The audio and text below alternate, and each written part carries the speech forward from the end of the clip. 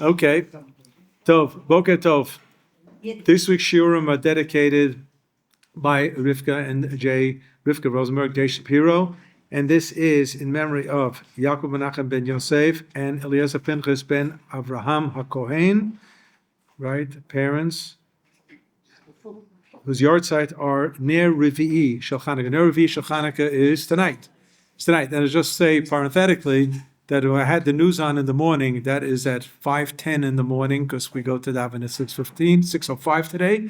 So the broadcaster, she said, so today is the third candle, and after sundown will be the fourth candle. And I told my wife, she holds like the Rambam. That's pretty good. We're going to get to it in the shir. She holds like the Rambam. The question is, what time do you light candles? From sundown or from Tzet HaKochavim, which is when stars come out, and that is approximately 20 minutes after sundown. So there's a machloket on this, but apparently on OUisrael and Reshet Bet, they hold like the Rambam. So she said that. She said, Chei Ashkiya, Ner Revi'i. In my house, that's the case. There's a Minig Yerushalayim, which emanates from this neighborhood, Shari Chesed, right next door, and that's the Minig of the Vilna Gaon, who adopted the Rambam's Minig for candle lighting from sundown. So today it's 4:37. So that's where it is. But you light when your grandfather lit, Beseder. Excuse me, Rabbi, Yeah. I would like to say something. Yeah. I just want to. Yeah. Do you mind if I just make a quick? Bakasha. Just two very quick announcements. First of all, I want to wish condolences on behalf of the OU to Rabbi Adler, Thank you. and wish you a Chaim Arukim. Amen. Amen. And please do remember to switch off your phones for the duration of the shir. Yeah. And happy Chanukah to everyone. Thank you. This morning's learning is also dedicated in loving memory of Chaim Osher Zelek HaKohen, Zachron Levracha, Zelek Eisenberg, passed away on the third day of Chanukah.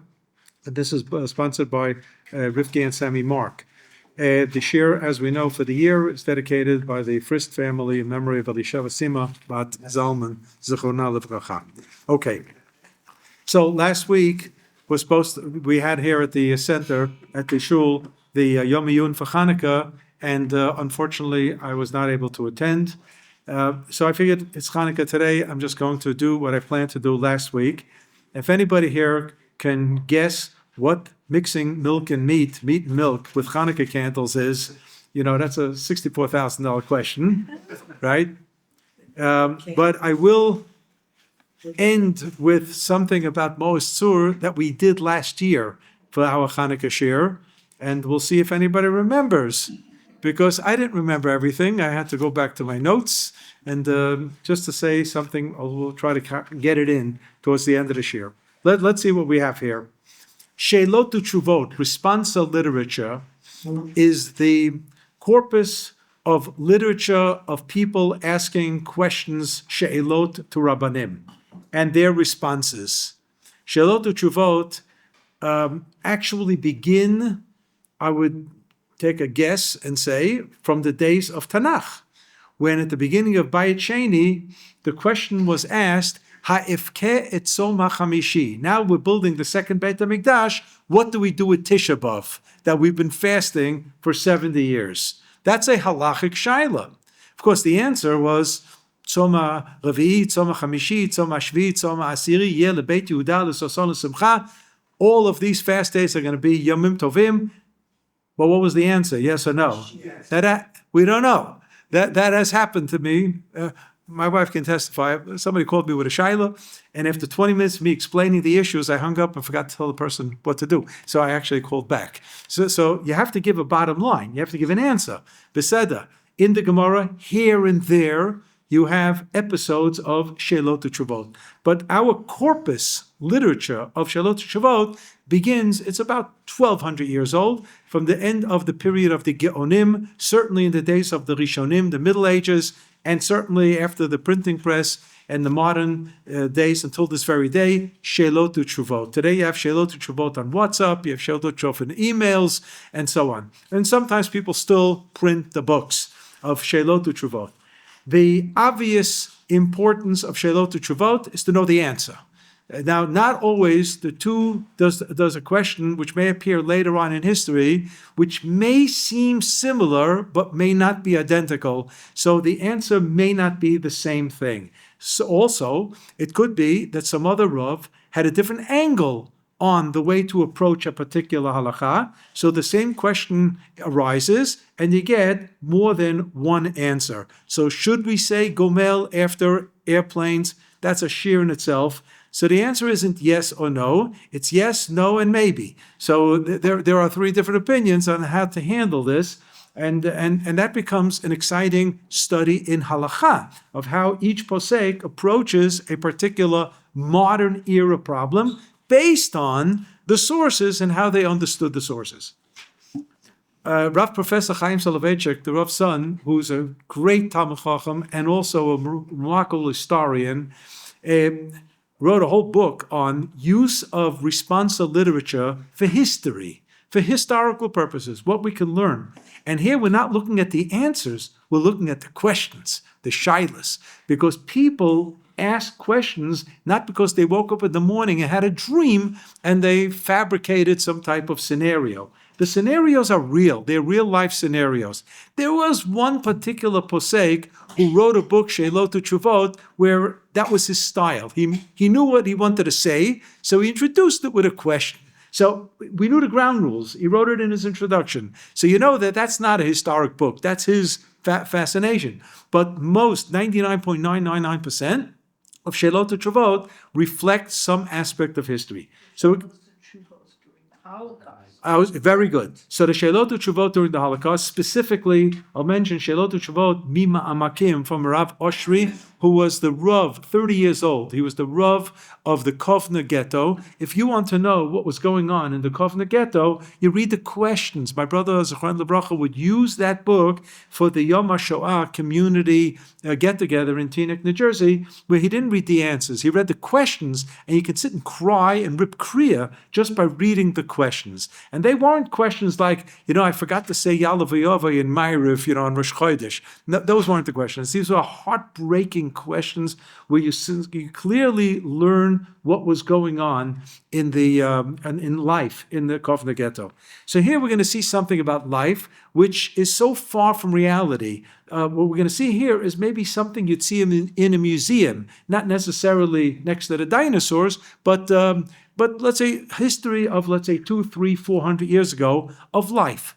Now today, when you have bins for recycling, which is a nice thing because people just threw out garbage and the garbage was just useless at the end. And then they found out they can use glass from bottles, they can use plastics, they can use paper, and all this stuff can be recycled. So we have these recycling bins now for everything. But in days of old, people also didn't throw things out, but they tried to make secondary use from something. So if I had a pan and I was going to fry meat, and I put the oil or some type of parva, some type of fat that would make it, be able to fry it, fine. So what happens afterwards is that fat that was used for the frying process congeals. When it cools down, it congeals. So you get this, we call it schmaltz. And everybody knows what schmaltz is. In Ramat Eshkol, there's a meat store, that's called schmaltz, except be careful because you slip when you walk in. Schmaltz all over the floor. The schmaltz, a Jewish meichel, a Jewish food, is most probably the most unhealthiest thing that you can put into your blood cells. It's arteriosclerosis on rye. But Jews like it. Right? Schmaltz, tasty, right? Schmaltz. So the schmaltz, this congealed schmaltz, if you put a wick in the congealed schmaltz, it makes for a candle, and people would be able to illuminate their homes. So they had these oil candles to illuminate their homes. You've seen it in, Roman plays and things like that. But here you've got fuel for the homegrown candle, and it's just reusing the schmaltz that was used to fry meat. But what if, by accident, the schmaltz came from butter? And I'm not talking about margarine. Butter. By accident. Butter was put into a fleishik pot, and they cooked up a steak of some, they fried, some meat on it. Okay, so hopefully the problem was caught before people ate that meat, because if they didn't, then they ate basar b'chalav. They ate meat and milk. Fine. So let's assume somebody, rang the bell and said, whoa, 1 second, you can't do that. That was butter. So they throw the meat out. Why do they throw the meat out? Because basar b'chalav, meat and milk, not only cannot be eaten, but you're not allowed to derive any benefit from it. So that means you can't go to your goyish neighbor and say, hey, you want a piece of flesh? I can't eat it because I did this and that, but it's tasty and everything, and you can eat it.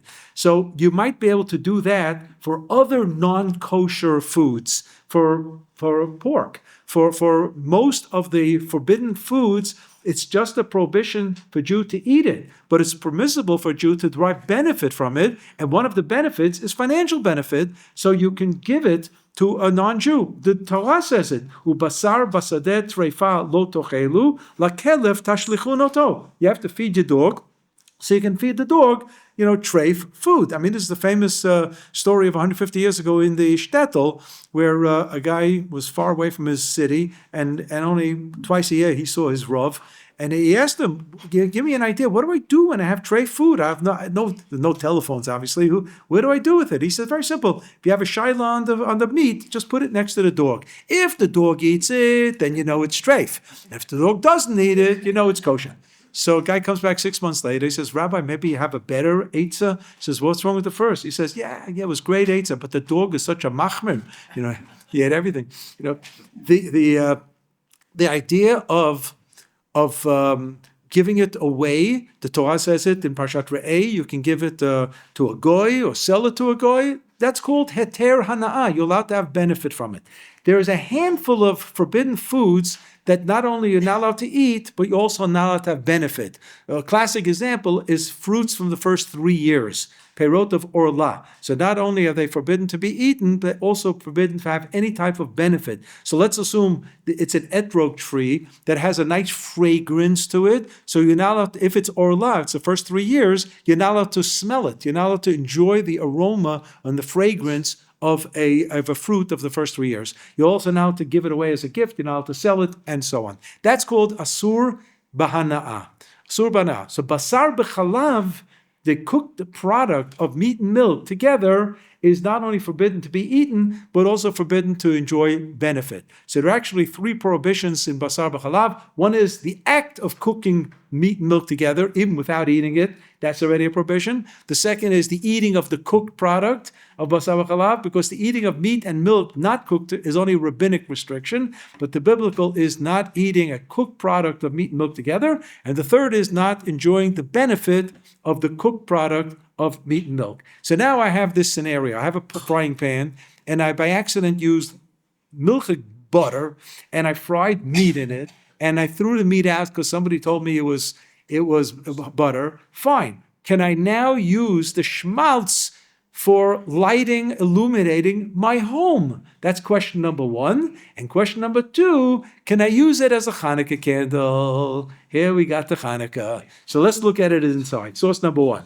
Pitrei Tshuva is a type of anthology of responsa literature printed on the Shulchan Aruch.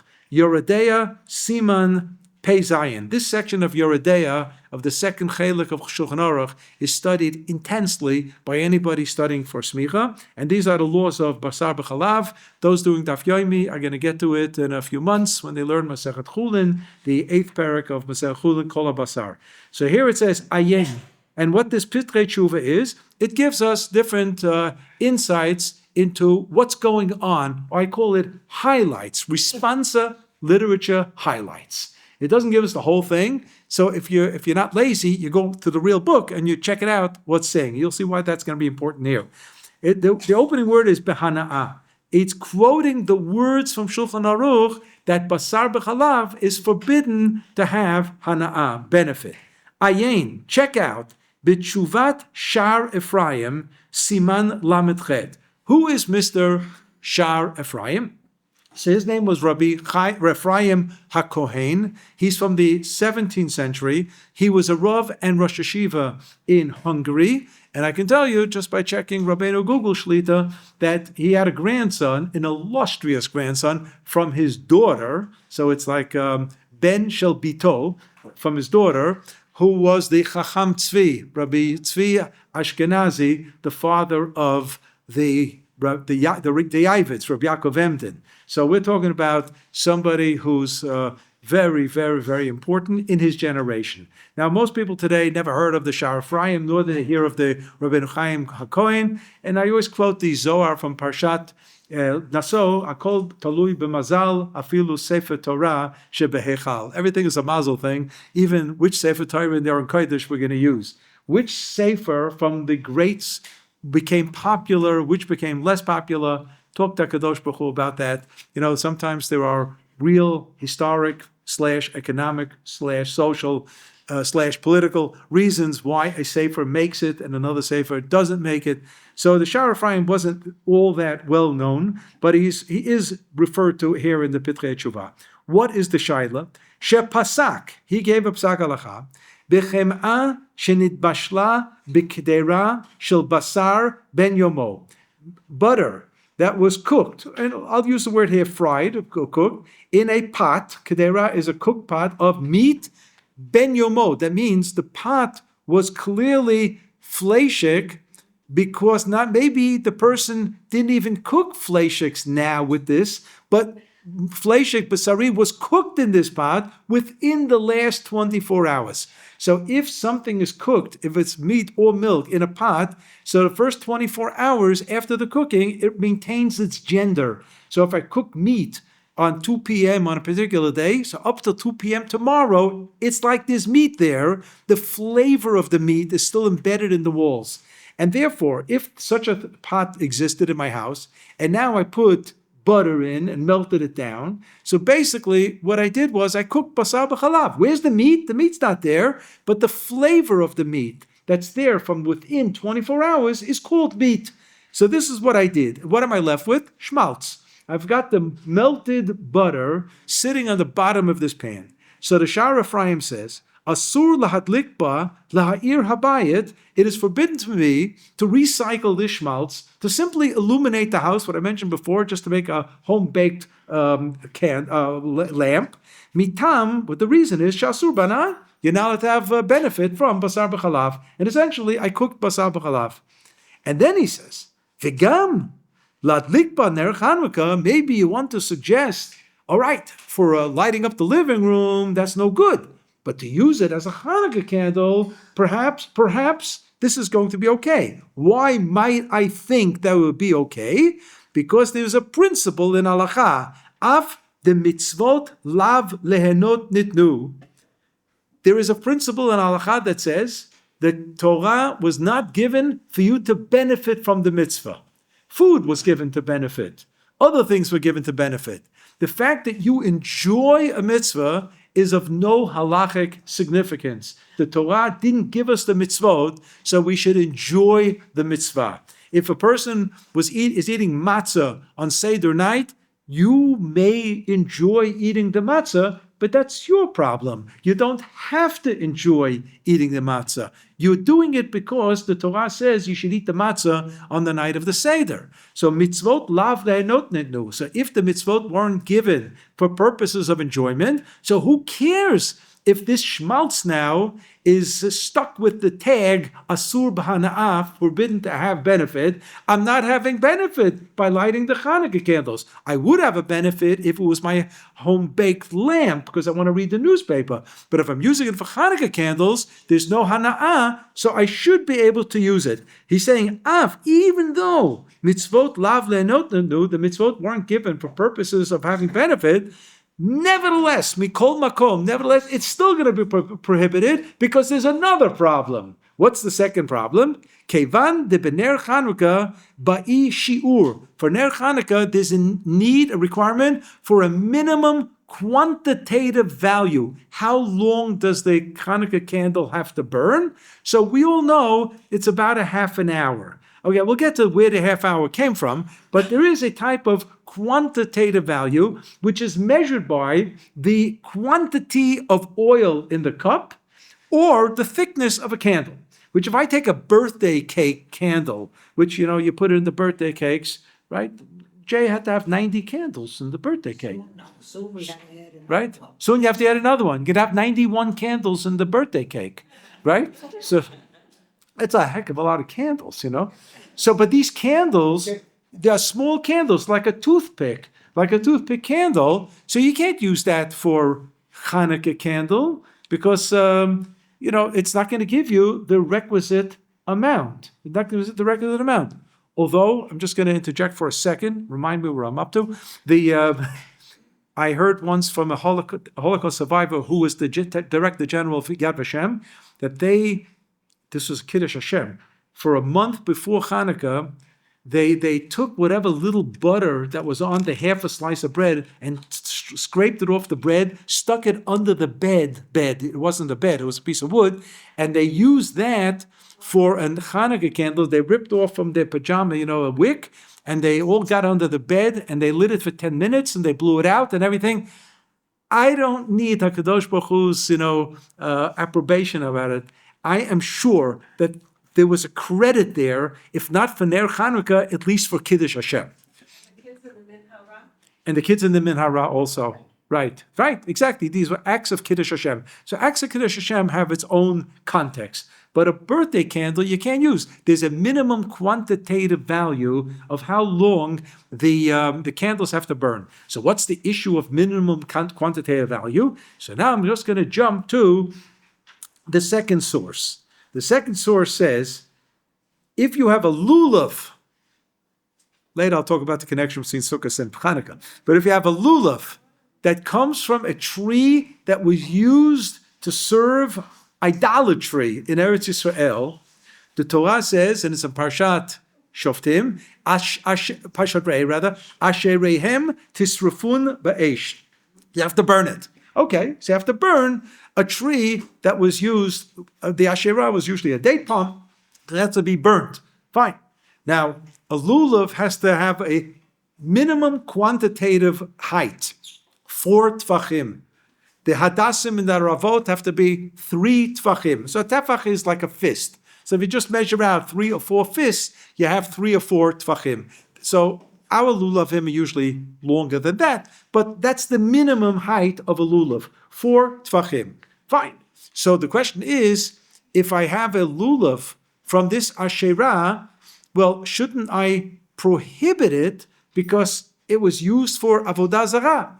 So the Gemara tells us that the real reason that it's prohibited is because if I burn it, because I have to burn it, I didn't burn it yet, but if I burn it, then it becomes ashes, and ashes can be crunched to the palm of my hand. I can take the ash of 4 tvachim worth of lulav and just put it in the palm of my hand. So what don't I have? I don't have the minimum 4 tvachim value, the shi'ur. And that's called, we'll see it inside, ktuta michtet shi'ura. The shear is kvetched. The shear is kvetched, which is an interesting concept because I didn't burn this lulav yet. It came from a palm tree that was used for Avodah Zarah in Eretz Yisrael. Yeshua ben Nun comes into Eretz Yisrael. They come to Yericho, all kinds of beautiful palm trees, and it's going to be Sukkot, and the guy rips off a branch from a palm tree that in all likelihood was used for Avodah Zarah, and the answer is no, you can't use that lulav, even though it's a beautiful lulav and everything. Why? Because the halacha is, if they're going to burn something, the halacha looks at it as if it was already burned. Kol hasoreif kisaruf dami. Yeah. What about a regular lulav? If you burn a lulav, a kosher lulav. Right, kosher. Supposed to have the same. Correct, but here, but before you burn a kosher lulav, you can use it. Here, you can't use the lulav, the asherah, before you burn it, because it's going to be burned. But because halachically it's going to be burned. Your lulav, do you want to burn? That's your problem. But it's a kosher lulav. It's a kosher lulav. That makes no difference. Here, the halacha says that it's going to be burned, and therefore it's already considered burned, and therefore it's missing its quantitative value, and that's why this schmaltz that originates from butter, but it was cooked in a pot that was fleshig, and now has meat flavor absorbed into this butter and hence has become forbidden from hana'ah, forget about the hana'ah.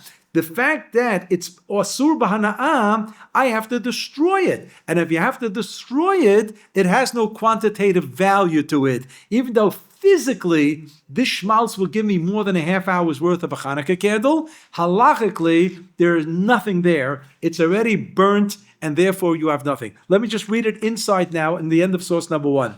Even though there's a halacha of mitzvot lav le'enot nitnu, 4 lines from the end of source number 1, that I would say, if I'm allowed to have benefit from it, so then I can use it. Mikol makom, nevertheless, asur is forbidden. Kevan de b'ner Chanukah ba'i shi'ur, because the ner Chanukah requires a minimum quantitative value. U'bebasar b'chalav, with meat and milk. Kevan she'asur b'hana'ah, because it's forbidden to have benefit. Kitute michtet shi'ura. This is the concept that the quantitative monetary value is kvetched, is squeezed together, and because it's going to be burnt or destroyed, and therefore I don't have the minimum shi'ur. And then he says, in parenthesis, Ayin, there's another pasuk, the Pri Megadim, she'etik bishmo, quoted the same Shar Ephraim, who said that Ner Chanukah, Shari, that actually it's permissible for Ner Chanukah. So what do we have now? 2 versions of the same posek halacha, Shar Ephraim. Will the real Shar Ephraim please stand up? So we don't know. And the Pri Megadim quoted this, and then he says, "Ubemchilat kvodo bet mem chet bet kaf ubemchilat kvodo with Moichel, with he's apologizing. Lo iyen shametev. The Pri Megadim didn't look carefully enough, because I'm telling you that even the Shar Ephraim said it's asur. After Ner Chanukah, it's asur. So what do we have here? We've got 2 opinions as whether you can or cannot use this schmaltz. This is a burning issue for us tonight, right? It's burning issue. You got it? It's a burning issue. It's a burning issue. Are you going to use this schmaltz tonight for your 4 candles? Well, no, we don't do that. But this discussion, this shaila, with the 2 possibilities, opens up the whole discussion as to what exactly is this half an hour all about. So let's look at source number 3. Yeah, Raksha. What about the reverse? What about if the pot had milk in it? If it was a milchik pot? Right, okay, so milk and pot, and then I put, so again, and it was cooked milk within the last 24 hours, and you put meat in it, you've created basar b'chalaf, even if the milk's not there. The milk flavor is still in the pot for 24 hours. So then you've cooked, right? Yeah. Look, So the reason that our great Rabbi did not see favor in koshering a dishwasher, because he believed that in the pipes, the drainage pipes, there's always residue food that gets stuck in there. And let's assume you have fleshik, cutlery and pans, and pots and pans, and some particles may be stuck there. The next time you run the machine and you put chalavi in it, he says you're actually cooking meat and milk. That was his chumrah, big chumrah. Right. Okay, so look, Rav Moshe Feinstein has a different take on it. So, if you want to know about this, ask somebody else. Okay? Let's look at source number 3. This is the beginning of the laws of Chanukah in Masechet Shabbat, in the Gemara. So I'll just say a word that some have suggested, there is no Mishnah that deals with Chanukah. And some thought that this was political, that the house of Rabbi Yehuda Hanassi had a running broges with the descendants of the Chashmonaim, who eventually morphed into Hordus and Herod. And obviously they didn't see favor with him at all. So maybe it was censored out of the Mishnah. It's not true at all. It's not true. There are 8 references to Chanukah in the Mishnah. It's true, there's no particular halacha. And my humble suggestion is, based on something the Rambam wrote in his Mishnah commentary to Masechet Menachot, was that those areas of mitzvah performance that was so popular, Rabbi Yehuda Nasi didn't have to dedicate time for. And he says, take a look. The nusach tefillah, how you daven, is not mentioned in the Mishnah because people knew how to daven. And what's mentioned in the Mishnah are things that may have differences of opinion or things that the ordinary person may not be aware of. But things that were highly popular, there was no need to talk about it. Apparently Chanukah was pretty popular already in the days of Chazal. But all right, there are 8 references in different contexts. The list of Torah reading on a Yom Tov. So it talks about Pesach, Shavuot, Sukkot, Chanukah, and Purim. I mean, it's there. There's no excommunication of Chanukah as a Yom Tov in the Mishnah itself. But the laws of lighting candles, it waits for the Gemara. So what happens?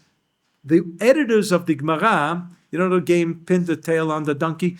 They like to sometimes pin something on a topic that's related. So where could be a good place in the Gemara to talk about the lighting of Chanukah candles? The lighting of Shabbat candles. So you have the parak, the second chapter of Masechet Shabbat, Ketzat Bamem Madlikin, we say it Friday night in Ashkenaz, lighting of Shabbat candles, and there it tells us about all the oils and the wicks that are kosher and not kosher for Shabbos candles. Then in Masechet Shabbat, the Gemara says, what about Chanukah candles? So there's an opinion that says whatever's off limits for Shabbos candles is off limit for Chanukah candles. And then the Gemara qualifies, not necessarily the case, because on Chanukah, you're allowed to relight the candle if it gets blown out. And Friday night, if it blows out, you can't relight it. It's already Shabbat, and that disqualified some of the bad oils. But on Chanukah candles, it's not such a terrible thing. It's a weeknight, so if it blows out. But then the Gemara says that, you know what, even for Chanukah candles, you don't have to relight it if it blew out, as long as when you lit it, it had the potential to go the distance. So that's where this Gemara opens up.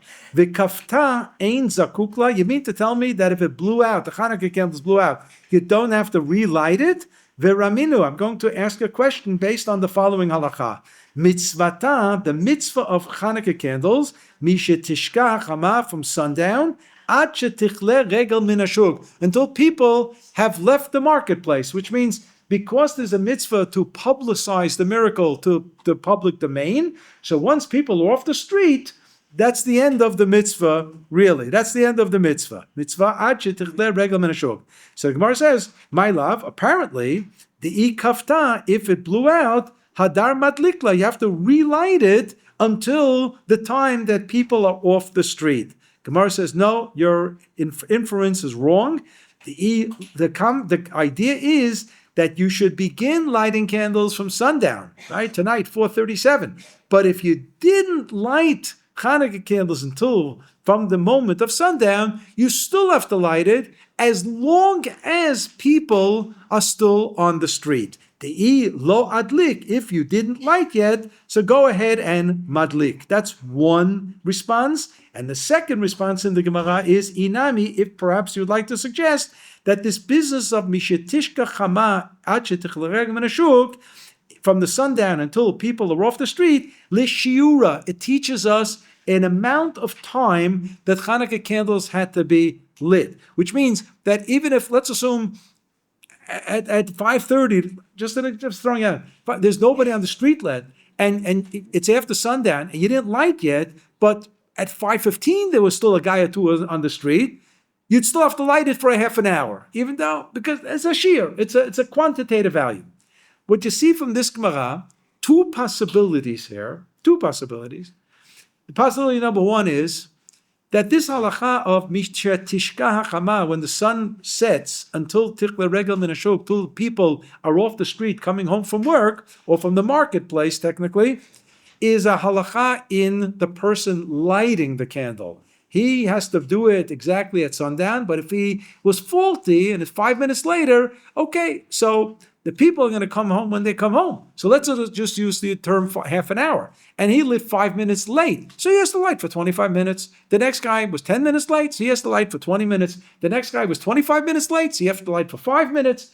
The idea is, tichle regel min hashuk, that's it. There's no more, according to the way we're reading the Gemara now, there's no more candle lighting after that time. But how long does the candle have to burn?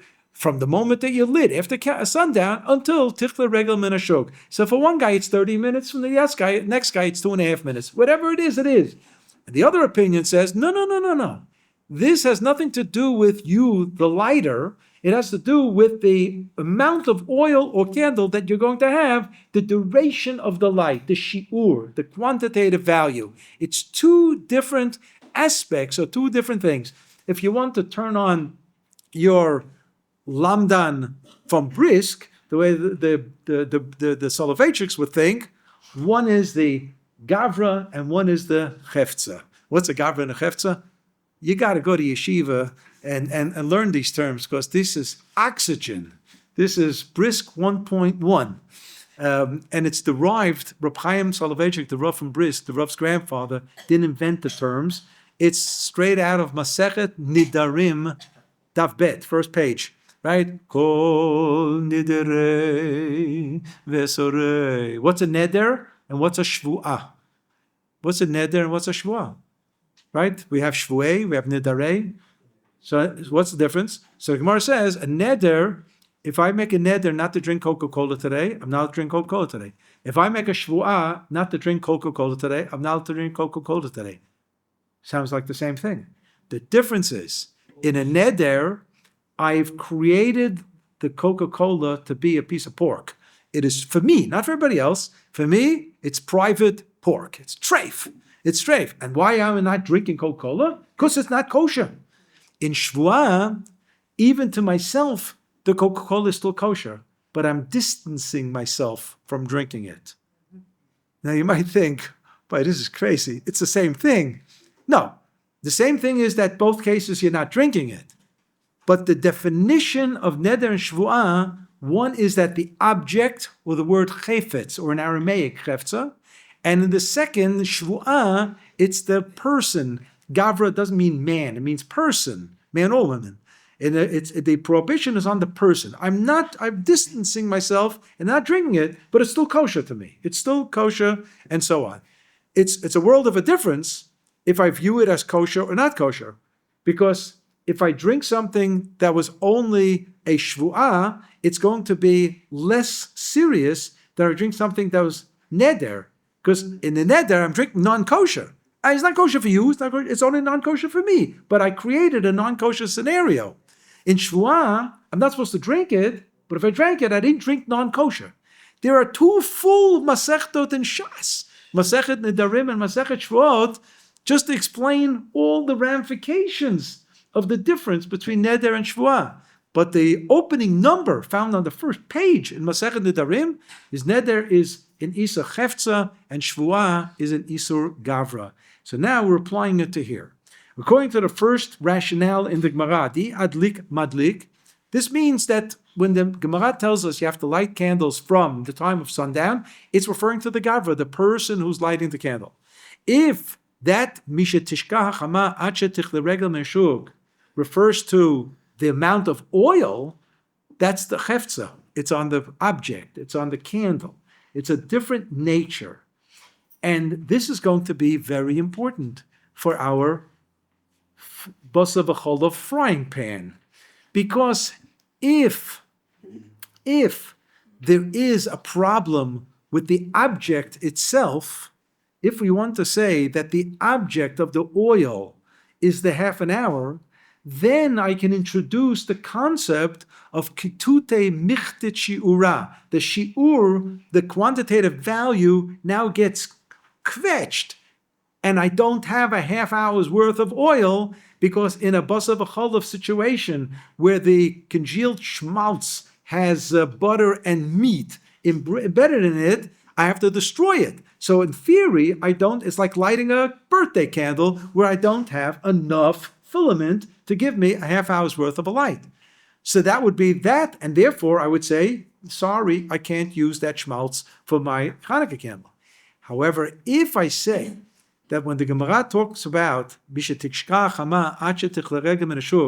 do with the person lighting, has nothing to do with the shi'ur, the minimum quantitative value, I step back and say, okay, the only thing left is hana'ah. I'm now to have benefit. But a mitzvah was never given for benefit. And this is a mitzvah, and therefore I would be allowed to use it. So what we've actually done here was we've analyzed azoy. It's really a kvetch. It's a kvetch. It's a lomdische kvetch. To analyze the two possibilities in the Shelot Chuvot, Shar Ephraim, whether you would be able to, I'm sure you were losing sleep over this already. What are you going to do tonight? And now you know that it's, well, depends how you see the Gemara in Masechet Shabbat. Now let's take this a little further. Source number 4. So we have the answer already with the Shmaltz, okay? It's a machloket. Depends how you look at it, right? If it's a Isur Chefza, then you can't use it because the quantitative value is going to get gekfetched. Tuta Mirdeshura. But if it's only an Isur Gavra or Chovat Gavra, an obligation of the person, then it's going to be fine because I don't have to deal with this gekfetched ashir anymore. And all I have is the problem of Hana'ah, but mitzvot lav le'enot nitnu. Mitzvahs weren't given for benefit, and therefore I'm doing a mitzvah, even though there's a Isur Hana'ah on the meat and milk schmaltz that I have here, but I'm using as a candle, that doesn't affect me. I'm allowed to use it for a mitzvah. Fine. Source number 4. Source number 4 is the Tosfot. Balei Tosfot, right? Middle Ages. Chachmei Ashkenaz. In the yeshiva, they refer to Tosfot in the singular. Tosfot asks, Tosfot answers. Tell the Rebbe, Tosfot is 200 years. It's a conglomeration of different people. It does start with Rashi's grandson, Rabbeinu Tam, and his chaver, the Ria Zakein, but it goes for almost 200 years, all the way up to Maram Rutenberg at the end of the 13th century. So the Balei Tosfot, that's the way you should say it. The authors of the Tosfot say, because it's plural.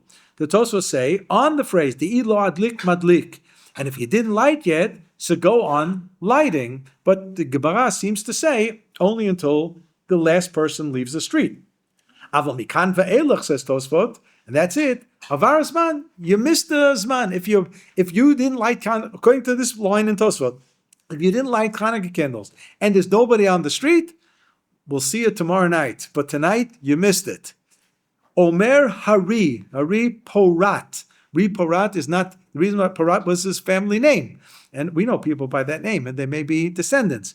Ri Porat, the Yesh Li Zaher, you should be careful. Uladlik Balayla Miyad, immediately at the beginning of the time framework. Shelo Ya'acher Yoter Midai, you shouldn't delay because it's not a long time framework here. Umikol Makom, nevertheless, Im Icher, if you were late, you were delayed for whatever reason. Doesn't mean you were in the emergency room, God forbid. For whatever reason, you got a phone call, you were talking and talking and talking and talking and talking and talking. So you realize, people aren't on the street anymore. Toso says, the Ria Parat says, I'icher yadlik misafek. You should light it anyway. Say, you know what misafek means? Without a bracha. Means without a bracha. Why? Because the Gemara gives the alternate understanding. The Hamishane, the Gemara responds, Shinuye Achrina, a secondary answer, and that was that when the Gemara says, Misha Tishkach Hama Ache Techlarei Meshuk, simply teaches us a quantitative amount of time. So even if you light at 10:30 at night, you still need the quantitative. So because that answer exists in the Gemara, so you can light, but it might not be correct, so therefore don't make the bracha. And then it says, Uleri Nere. This is Rabbeinu Yitzhak HaZakein. He's from the earliest Balei Tosfot in northern France. Nira, it appears. The Ata, today, which means now, 12th century, 11th century, 12th century France. Ein lachush matay yadlik. You don't have to worry about when you're going to light. The anu ein lanu hekera. We only have to consider B'nei habayit, our family indoors, sharei madlikin mibifnim. We light indoors. Why do we light indoors in France? Afraid of the goyim. Afraid of the goyim. Sound familiar? The first time I ever saw people light Chanukah candles, like the Gemara says, by the outside door, opposite the side of the mezuzah, is here in Eretz Yisrael. I lived in a Jewish neighborhood, right? Bnei Brak West. It's called Borough Park, right? Bnei Brak West. Nobody ever, maybe today you have it a little bit, but I don't know. No, I never remembered it.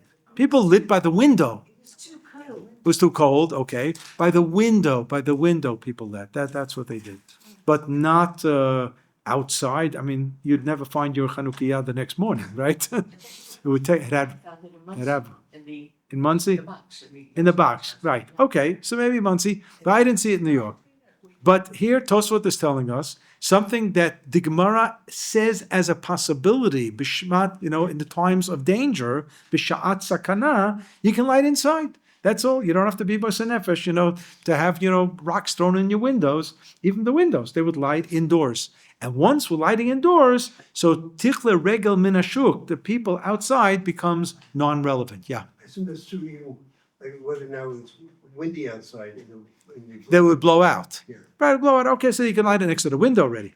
But let's see what happens now in Shulchan Aruch with all this. In source number 5, Ein madlikim ner Chanukah kodem shetishkachama. Don't light Chanukah candles before the sun sets. And I'll just say parenthetically that there is what's called b'diavad. You can light in an emergency situation from Plaga Mincha, which is about an hour and a quarter before. I think it's 3:30. And in essence, that's what we do Friday night. We have to light before sundown, obviously. So we light after Plaga Mincha. V'yesh misha omer, and there are those who say, im tarud, right here it is. If you were busy and you're not going to be around for sundown, yachol lahakdim mi Plaga Mincha v'mala. So Plaga Mincha today is about 3:30. That's if a person's in a crunch. Means there, you can't just have a small candle. You got to have a long Shabbos candle, or you have a lot of oil, because it still has to burn until a half an hour until people are still on the street. Now, the business of half hour on the street, to just jump down to source number 7, the Rambam. What I just read almost is word for word from the Rambam. Ein madlikim nerot Chanukah kodem shetishkach hama. Don't light Chanukah candles before sundown. Ela im shkiata, light it with sundown. Lo ma'acharim v'lo makdimim. Not early, not late. Question is, what does the Rambam mean? What does he do Friday night? But that's not our issue right now. Shachach o hizid, he forgot, or even deliberately. V'lo yidlik im shkiata hama. And he didn't hit the 4:37 time to light exactly at sundown. He can light until there's no people left on the street. V'kama huzman, how much is that time? Kemo chatzi sha'a o yeter. It's a half an hour or more. Because the Rambam doesn't say it's it's engraved in stone, 30 minutes. It's, what we call be'erach. Be'erach, right? In Frankfurt, the Rambam wouldn't have written that. Right, it says oyoter. Right, could be a little bit more. In other words, basically what the Rambam's opening up and saying, check out your local scene and see to people. Our Rabbi, the Rav in New York City, when he was there for Tuesday and Wednesday nights giving shiur in the week of Chanukah, he lit Shabbos candles because he said, it's Tichle Regel Meshuk means rush hour. And rush hour means 2 hours from 5 o'clock to 7 o'clock. So he wanted the candles to be burning for over 2 hours every single night. And he actually asked the question, what about the theater crowd? And he said, we don't have to worry about the theater crowd. Okay. So he said that's what he said about 2 hours. I know I said it before, but not everybody was here. So I'm looking at my wife. She was already saying, you said this already, said V'tzarich litain shemen b'ner kedei shetehei doleket v'holechet ad shetichle regel min hashuk. Then according to the Rambam, if you lit 10 minutes after sundown, so you don't need a half hour's worth. You need as much that's left for people who are outside. Hitlika v'kafta, if you lit and it blew out, eino zakuk ladika pam acheret, you don't have to relight it. Nishara doleket achar shekolta regel min hashuk. If it's beyond the light, candles are still lit, and there's just nobody out there. Im ratzah lichbota or l'salka, or say you can do whatever you want. You can blow it out. You can remove the Chanukah, whatever you want to do with it. The mitzvah is over. According to the Rambam, the mitzvah is over. But if you go back to the Shulchan Aruch now, where it's in source number 7, but the second paragraph, Seif Bet, and here's where Shulchan Aruch says. Shachach o hizid v'lo hidlik im shkiyat hachama. It says Sif Bet. Second paragraph of source number 7. Of source number 5, I'm sorry, source number 5. Shachach o hizid v'lo hidlik im shkiyat hachama. If you forgot or even deliberately. You didn't light with sundown. Madlik v'holech ad shetichle regel min hashuk. You keep lighting until people are still out there. Shu kemo chatzi sha'ah. It's almost a quote from the Rambam. She'az ha'am ovrim v'shavim. People are still out there. V'ika pirsu minisa, and there's still publicity for the miracle, as long as people are out there. Hilkach, therefore, tzarich litain b'shemen k'zashir. The amount of oil will be determined by how much time is remaining for people who are still out there. Vim natan ba yoter. If you put more than that, yachol l'chbota lachar she'avar zeh. After that time has elapsed, you can blow it out. V'chein yachol l'shtamesh la'ora lachar zeh hazman. You have extra oil, and there's no longer people on the street, and you want to fry some schnitzels or use it for sufganiyot, the extra spare oil, you can do it. It's yours. And that comes the Ramah. That's Rabbi Yosef Karo. But now we jump from Tzvat to Krakow. Reb Moshe Issel is the Ramah. Hey Gimel Hey is the switch track to the Ramah. Yud Aleph, Yesh Omrim. Others say, Shebizman Hazeh today, Shemadlikim Bifnim, we light indoors. 16th century Krakow, we light indoors. Ein tzarich li zaher, you don't have to worry about tichle regel min hashuk. It's as we say in Chinese in Israel, lo relevanti. It is not relevant any longer. Ein tzarich li zaher, you don't have to be careful. V'ladlik kodem shetichle regel min hashuk. Umikol makom, nevertheless, tov li zaher gam bazman hazeh. It's good to get used to lighting at the original time, even though you're lighting in your living room or your dining room or your kitchen and has nothing to do with the outside people. It's good to get used to lighting at the original time, which is the beginning of sunset. Umiyu, however, hanemi li lechatchila. That's what you should do. Avalim avar zeh hazman v'lo yitlik. Madlik v'olech kol halayla. You can light the Chanukah candles the whole night. V'im avar kol halayla v'lo yitlik. You didn't light a particular night. Ein lo tashlumim. There's no makeup. You can't light another candle the next night. Forget it. We'll see you tomorrow with the next night. That's all. And the Mishnah Berurah basically goes along with this idea. Okay. So we have a clear understanding of what happened. Am Yisrael were in a situation that they feared repercussions, anti-Semitism. I know not everybody in the world likes that word to use, right? In Sydney, Australia, it was a security situation, and then it became a hate crime until they came around. It took a few days because they're slow. It took a few days till they realized this was an anti-Semitic attack. At first, it was near an attack. It was near, some Chanukah get-together, whatever. Okay. In Israel, it was reported from moment one, this was a pigua at a Mesibat Chanukah. We knew it. We unfortunately knew it. But the world, it took a while for them to come around. So, Jews have always been worried. I actually heard a woman from England interviewed on Sky News. Sky News is, in relation to CNN, much more pro-Israel. Pro you're never going to get, but certainly not anti-Israel, Sky News.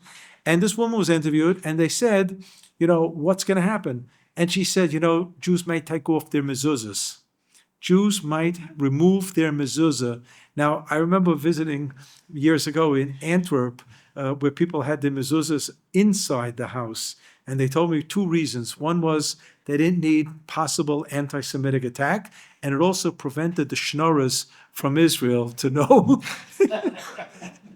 And I wasn't sure which was the real reason, which was the secondary reason.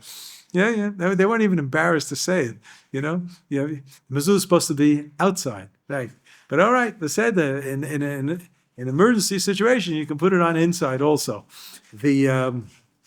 The idea of, and then this woman said, people may just have to go to the only safest place for Jews in the world and move to Israel. She said it. And I'm glad she said it. This is a woman sitting in London, interviewed on the Sky News. She said it. So having said that, let us just take a look at source number 3, the last two lines. The last 2 lines. 2.5 lines. It quotes the Gemara, until the people leave the marketplace. Ad kama, so how long is that? So here the Gemara never said a half an hour. The first one to use the word half hour was the Rambam. That's 12th century, North Africa, Egypt. The Gemara doesn't say that. The Gemara says, Amar Rabba Bar Chana, Amar Rav Yochanan. Rabba Bar Chana, in the name of Rav Yochanan, said, Adechalya rigla de Tarmudai, until the Tarmudain feet have left the shuk, left the market. Who is the Tarmudain? Rashi says it's a Persian, they were goyim, who used to be the last ones to leave the marketplace, used to close up the marketplace, the last ones there. So most people understand that if these goyim are closing up the markets, there are obviously no Jews on the street anymore for Pirsum Hanes. Comes Rav Soloveitchik and says, from here you see that the mitzvah of Pirsum Hanes is also to goyim. Is also to goyim. That we have an obligation to broadcast the story of Purim to the world. Hanukkah, to the world. As opposed to Purim, where it's indoors. You read the Megillah indoors, you read the Megillah at home. As the Megillah says, mishpacha, va'ir, va'ir. It's an indoor thing. But Hanukkah is an outdoor thing, right? Ask Lubavitch, right? It's an outdoor thing. And it really is an outdoor thing. And people now, dafka because of the Pikuah, people are explaining on these news shows what Hanukkah is. I mean, it has received more publicity than ever before, unfortunately, with unfortunate circumstances, for sure. But the idea that the Hanukkah candles are lit until the last goy is off the street, because we have something to say to the Umot Olam, to the nations of the world as well. And remember, the Rav saying, and the message is, no matter what you do, we are still going to be here. We are here to stay. We are here to stay. So my wife and I were last month in London when I spoke in Hendon, and we went to the British Museum, and there was the statue of Ramses II. So I looked at him and I said, I know you from somewhere. I meet you every year at the Seder. That's the paroi that we talked to. And I looked at him and I said, you're going to stay here as a goylem in this British Museum, and I'm going back to Yerushalayim, because OUisrael is alive and kicking in Yerushalayim. You can stay there.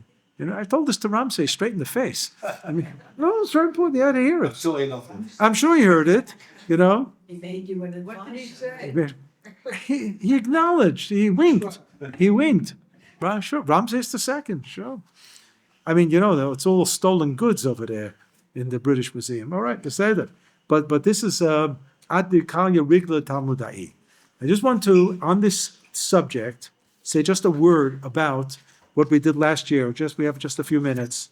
Because the Moish Sur follows the acrostic of Mordechai. We don't exactly know which Mordechai, although it might be the Parshan, the one of the great Rishonim from the days of the Maram Rutberg, the Mordechai, as many people know about it in the Gemara. But the last stanza, which doesn't have Mordechai, you have Moish Sur, the Mem, Root, Sava, the Reish, the Vir Kocho is the Dalid, Krota, Komat is the Kaf, Yevanim Nikbetzu is the Yud. But then it says Chasov Zroach Kochecha. That spells out Chazak. And many times they would spell out the word Chazak. The last idea was Chasov Zroa Kochecha V'karev Ketz HaYeshua. We ask Kadosh Baruch Hu to roll up his strong, stretch out his strong arm, his holy arm, reveal it, and bring the Yeshua closer. Nikom nikmat avadecha me'uma harasha'a. God should take revenge from the Rishaim, the nations of Resha. Ki orka hasha'a, it's taking such a long time. Ve'ein kates v'mei hara'ah, it's unending. This was written at the time of the Crusades in Europe, and they felt it. And there was Paroi, Chel Paro v'chol Zaro, and it went to the days of Bayit Sheni, we had trouble, and it went to the days of Haman, and we had trouble. We had trouble in all these times, and we had trouble with the Yevanim. All these times, we're not out of the tzarot. We recognize that they were partial Yeshuot, partial, but not out of it. The Rav said all the others were Yeshuot. Geula is Yemot HaMashiach. The Chei Admon, he should push. Who's the Admon? Adumi. It's Esav. Esav is Edom. It's a direct reference to Christianity. B'tzel Tzalmon, in the shadow of the Tzelem. The Tzelem is the cross. Hakem lanu ro'im shiv'ah. He should establish for us the shepherds, the 7 shepherds. The 7 shepherds is mentioned in the book of Micha, and they are, it says in Micha Perek Hey, Vayazeh Shalom Ashur ki yavo b'artzenu v'chi yidroch ba'armonotenu v'akimonu alav shiv'a ro'im. Who are the 7 ro'im? It's Avraham, Yitzhak, Yaakov. It's all the Ushpizen, all the names of Moshe, Aaron, and David, and Yosef. All of the 7, they are the 7 ro'im. We ask Kadosh Baruch Hu that the spirit of the Shiv'ah ro'im should come back to all of us today and will give us this great Yeshua. So I think that's a fine word to close the share. Next week in Mitzvah Hashem, we'll get back to some poem of some sort. Okay.